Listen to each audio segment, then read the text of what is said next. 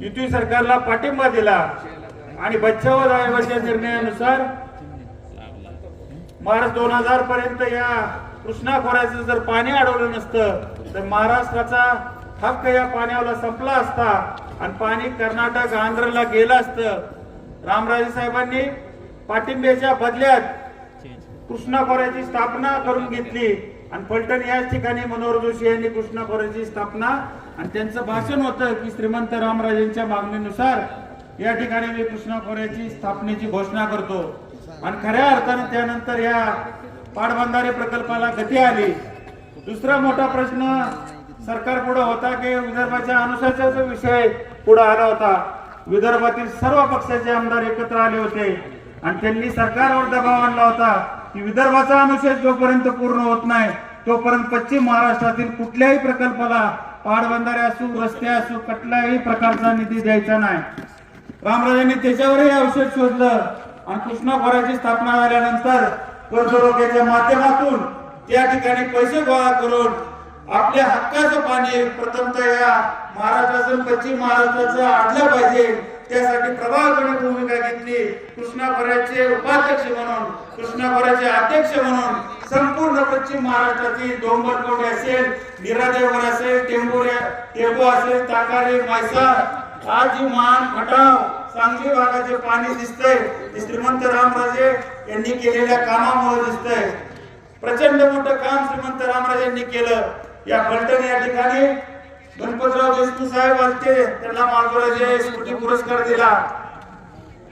गणपतराव देशमुखांनी भाषण केलं की श्रीमंत रामराजे सारखा अभ्यासू आमदार अभ्यासू मंत्री सभागृहामध्ये होते त्यामुळे राज्याच्या वाट्याचं 100 टीएमसी पाणी आणलं गेलं। रामराजांचे या महाराष्ट्रावर आणि विशेषतः पश्चिम महाराष्ट्रावर उपकार आहेत। एवढं मोठं बलाढ्य असं नेतृत्व आपल्या तालुक्याला लाभलेलं आहे। या तालुक्याचा कायम हा दुष्काळी पट्टा होता। डोंबलपूरच्या पाण्याने या ठिकाणी हरित क्रांती झाली। तालुक्यामध्ये 2च कारखाने होते, एक श्रीराम आणि दुसरा साखरवाडी। आज जर बघितलं डोंबलकवडीचं पाणी नसतं तर शिरोळी झाला असता का स्वराज कारखाना तरी झाला असता का। आज डोंबलकवडीचं पाणी आल्यामुळे 2 ते 4 कारखाने झाले। औद्योगिक वसाहत सुरोळी या ठिकाणी झाली। श्रीराम कारखाना अडचणी झालेला होता तो अडचणीतून बाहेर काढला। साखरवाडी कारखाना अडचणी झालेला होता तो या अडचणीतून बाहेर काढला।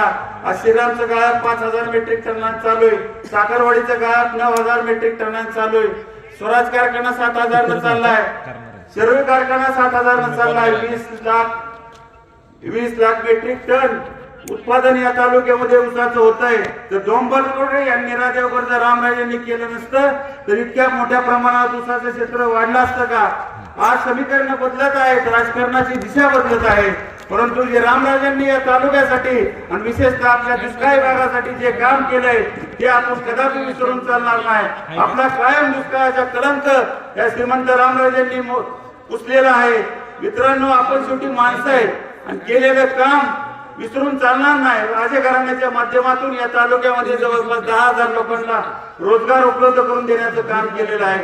गोविंद डेअरी असेल, फलटण एज्युकेशन सोसायटी असेल, कमी सारखी कंपनी असेल, साखरवाडी कारखाना असेल, श्रीराम कारखाना असेल, मालगुराजे बँक असेल, साईबाई पतसंस्था असेल, जिल्हा बँक असेल, जवळपास 10 ते 12,000 कुटुंबांना त्या ठिकाणी रोजगार देण्याचं काम रामराजांनी केलं। आज मी या ठिकाणी विरोधकांना विचारतो की 10 ते 12,000 लोकांना रोजगार द्यायचं काम रामराजांनी केलं। आपण राजकारणात येऊन किती जणांना रोजगार या ठिकाणी दिलेला आहे।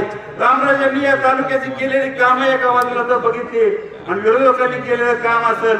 आज निवडणुका आल्या, रेल्वे मंजूर, डोंगर मंजूर, परंतु आजपर्यंत रामराजांनी केले रस्ते असतील, अंतर्गत रस्ते असतील, गटार असतील, पिण्याच्या पाण्याच्या योजना असतील, गावाला जोडणारे रस्ते असतील, प्राथमिक शाळा, प्राथमिक आरोग्य केंद्र असतील, पशुवैद्यकीय दवाखाने असतील, शाळा, अंगणवाडी, इमारत, ही सगळे काम रामराजांच्या माध्यमातून या तालुक्यामध्ये झालेले आपल्याला दिसत आहेत। मित्र, शेवटी निवडणुकीचा काळ आहे। अनावधानाने नको त्या गोष्टी विधानसभेला घडून गेल्या, परंतु या ठिकाणी गेल्या 1.5 वर्षामध्ये आपण बघतोय ग्रामीण भागामध्ये कुठला असा विकासाचा निधी आला